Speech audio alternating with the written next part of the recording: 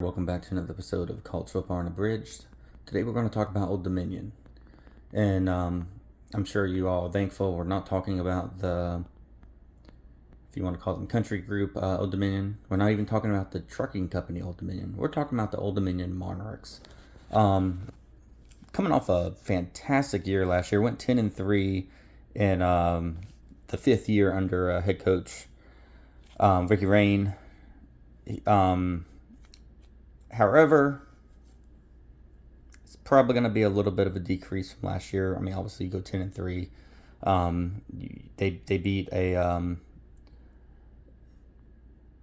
South Florida team in the bowl game. I mean, what's that worth?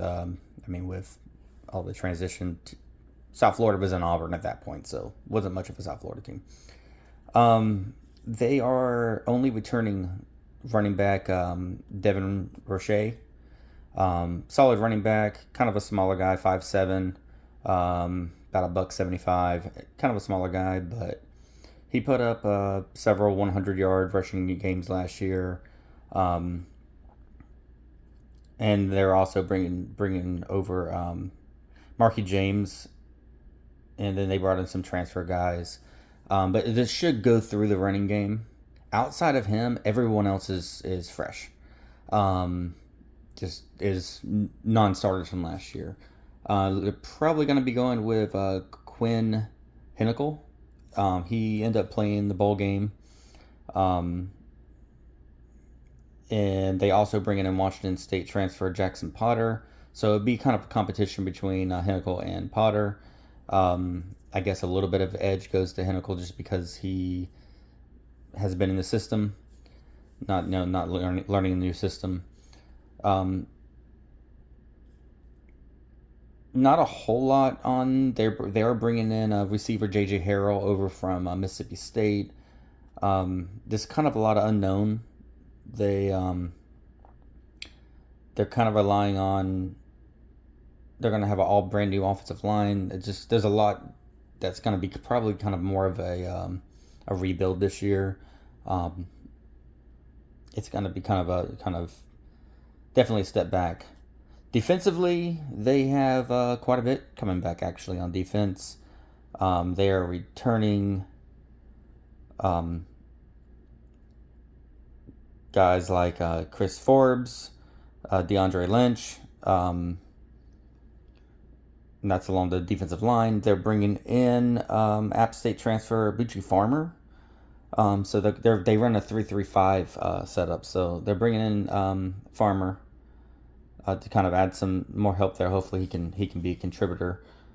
The secondary has some good pieces. Safety Mario Easterly, who led the team in with 80 tackles last year. They have some linebacking. Linebacker room is a little bit more, not quite all the way there yet. They do bring back Jamez Drummer, who spent time at Old Dominion, went to Townsend. Now he's coming back home again. So hopefully he can bring some of that back, some leadership. He is a senior, so maybe he can dive right back into the system and be productive for them. Again, coming off 10-3 last year. One of those losses was at Indiana, and that was honestly a somewhat close game. It was 27-14. Not a lot of teams could say they competed with Indiana last year. So this year they start off at Norfolk State. They got Virginia Tech, which they've almost had Virginia Tech's number the last few years. It seems like every time they play, it's like Virginia Tech does not want to see Old Dominion, but this is a different Virginia Tech team. Obviously a different Old Dominion team. After Virginia Tech, they got East Carolina, who's a pretty solid team.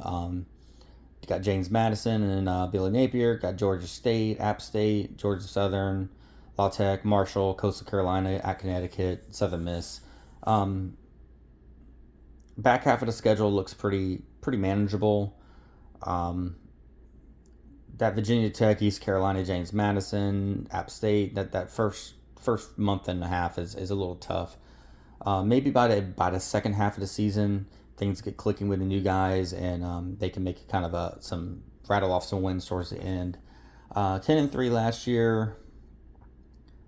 Say around the maybe downplay 6, 7, 8 win season, in that range.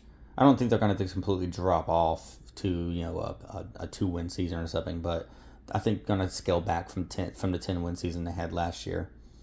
If you like this, or even if you don't, hey, if you think it's ridiculous, like and subscribe anyway, because I will entertain you. But go ahead and like and subscribe, or rattle off some more videos. Hopefully wrap up these previews in the next week, and get into some more fun interactive content.